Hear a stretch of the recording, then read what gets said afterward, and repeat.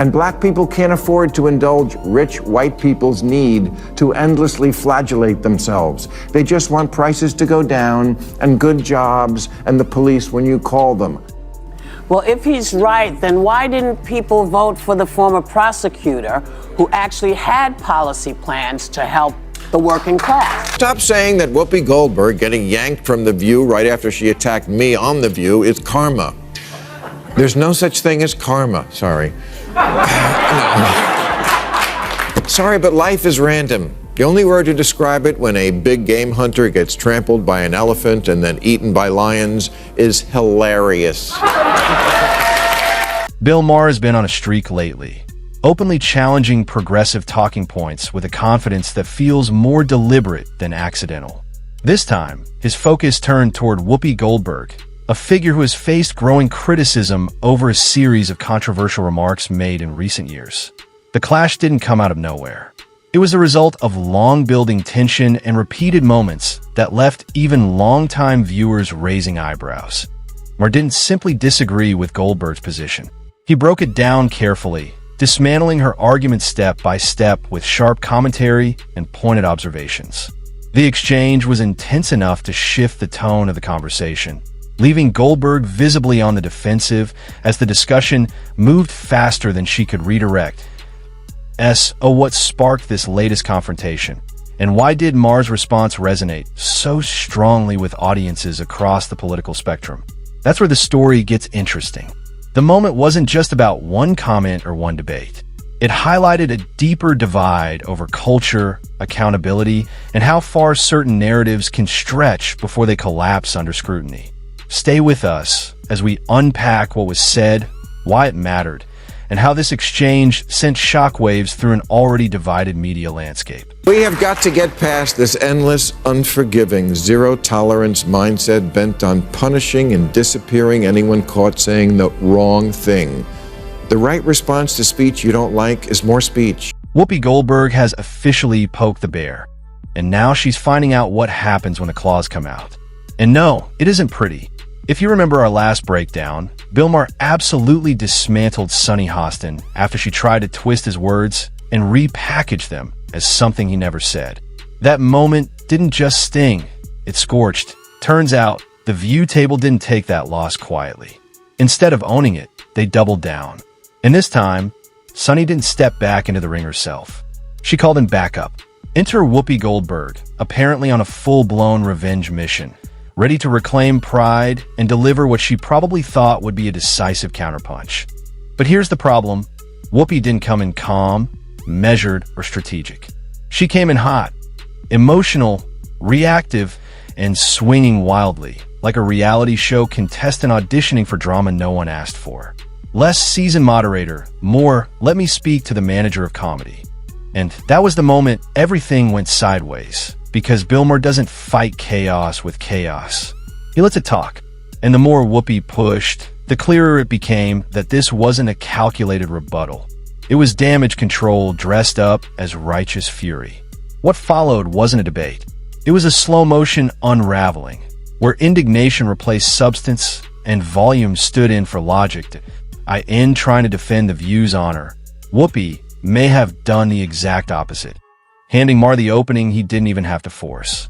And once again, the lesson was the same. If you step into a fight armed with emotion and talking points, and your opponent shows up with receipts, timing, and restraint, you're not staging a comeback.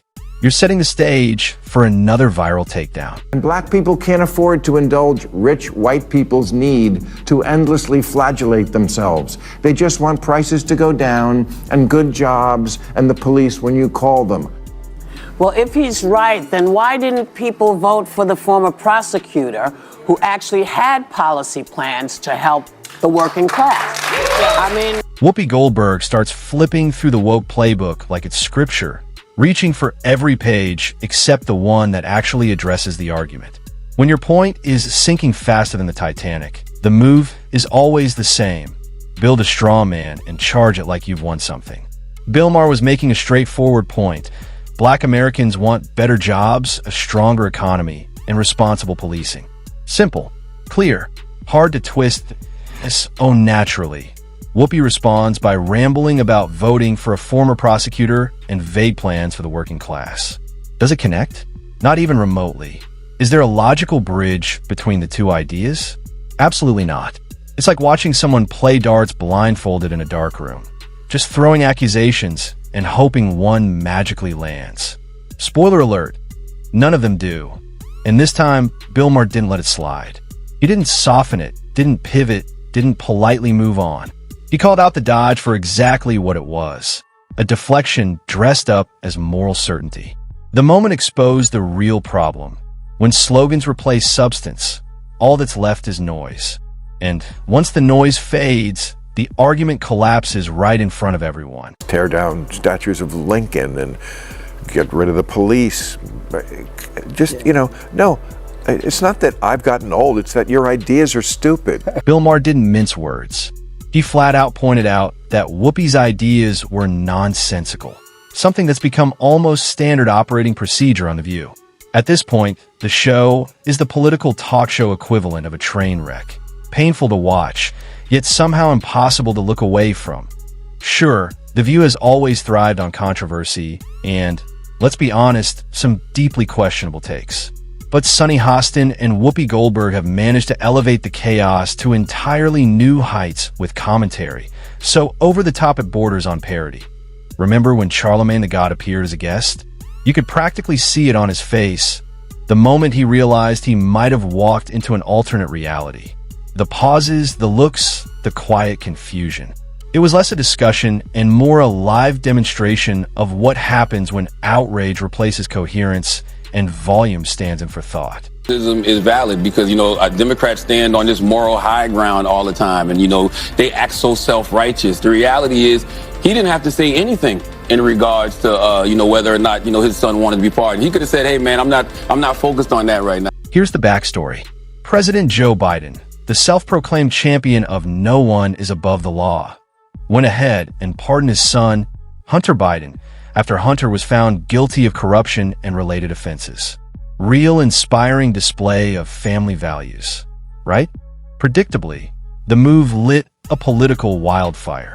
And for good reason. How exactly do you square the slogan "no one is above the law" when your own son gets a golden escape hatch? It's like saying justice is blind. Unless your last name is Biden, the Hunter's guilt wasn't subtle. It was about as obvious as a toddler caught red-handed with cookie crumbs all over his face.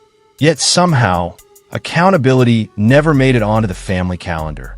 And that was Charlemagne's entire point.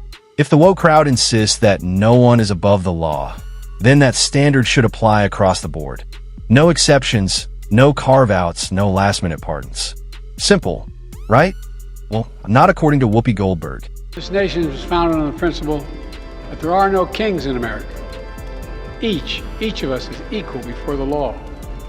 No one is above the law.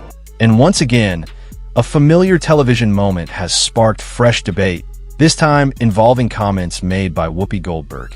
During the discussion, Goldberg suggested that President Biden had not been dishonest when he stated that no one stands above the law. That claim, however, has raised eyebrows among critics and observers who point to past public records. Multiple documented instances, including recorded speeches and broadcast interviews, appear to show the president making that exact statement on more than one occasion. These materials, widely circulated and easily accessible, have reignited questions about consistency and accountability in political messaging. As the discussion continues, analysts note that such contradictions often become focal points in public trust and legal-style scrutiny, especially when statements are preserved on record and revisited over time. You love to speak truth to power, and we always should, but you have completely lost the ability to speak truth to bullshit. Watching Whoopi Goldberg defend her position drew immediate attention, as many viewers felt the explanation conflicted with widely known facts. The moment resembled a debate where observable evidence appeared to challenge the argument being presented, creating visible tension during the exchange. Observers also noted the reaction of Charlemagne, whose expression reflected clear surprise as the comments unfolded. His silence spoke volumes, suggesting that the explanation may not have aligned with his expectations or understanding of the issue at hand. Despite the reaction, Goldberg continued by suggesting that President Biden may have reconsidered his stance over time. She proposed that fatigue and frustration with ongoing criticism could have influenced a change in perspective. This assertion, however, seemed to leave Charlemagne momentarily without a response, underscoring how unexpected the claim appeared within the discussion. Is it appropriate to bury the Hunter Biden? You're talking about the press doing that? He's saying that's what they did, and that is what they did. They buried the Hunter Biden story before the election because they were like, we can't risk having the election thrown to Trump. We'll tell them after the election. And we know for a fact that that's what they did? Of course. You don't but follow I'm this. saying you know for a fact that that's what they did. I don't know what they did. I know, because you only watch MSNBC. No, that's not true. Critics argue that a recurring issue within highly ideological circles is inconsistency in how accountability is applied. Alleged misconduct is often highlighted forcefully when it involves opponents. Yet the response appears far more restrained when similar behavior comes from within the same group. In those cases, public criticism tends to fade into careful justifications or is overlooked entirely, raising concerns about selective judgment. Media analysts note that this pattern can weaken credibility, especially when audiences expect equal standards regardless of affiliation. During this particular exchange, the discussion remained largely unchallenged, partly due to the dynamics of the panel itself. However, the conversation took a different turn once commentator Bill Maher addressed the situation separately. Maher responded with sharp critique and pointed humor, delivering a forceful rebuttal that many viewers described as one of his most memorable and direct responses in recent discussions. Above any matters of politics or what's right or wrong, the one thing I know for sure about America is this. It's run by mean girls. Mean girls in the press and in politics and in life. And when they smell blood in the water, the lust to finish off a vulnerable person will never be denied. Many commentators agree that the situation highlights a deeper issue often raised in public discourse. Groups that present themselves as champions of truth and ethical standards are increasingly being questioned for applying those standards unevenly. In this case, critics argue that those inconsistencies became difficult to ignore. The focus turned sharply to Hunter Biden, whose legal troubles were, according to court records and public reporting, clearly established. Yet observers point out that the outcome appeared far less severe than what might be expected under ordinary circumstances. The fact that his father occupies the nation's highest office has led some to question whether influence played a role in how the matter was handled. Analysts note that if a similar case involved a private citizen with no political ties, the response from activist circles would likely have been far louder and more demanding. Instead, the reaction appeared noticeably restrained, leading to accusations that fairness was set aside in favor of loyalty. This contrast has fueled claims of hypocrisy and selective outrage. Bill Maher's commentary resonated with many because it directly addressed this imbalance. His critique framed the issue not as a personal attack, but as a broader concern about equal treatment under the law. For some viewers, his remarks served as a reminder that accountability loses meaning when it changes based on status or connections. The larger question, analysts suggest, is how long the public will tolerate a system that seems to operate by different rules, depending on who is involved.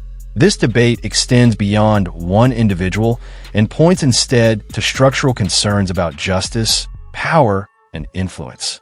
Maher's remarks were seen not only as timely, but as a signal to re-examine long-held assumptions about fairness.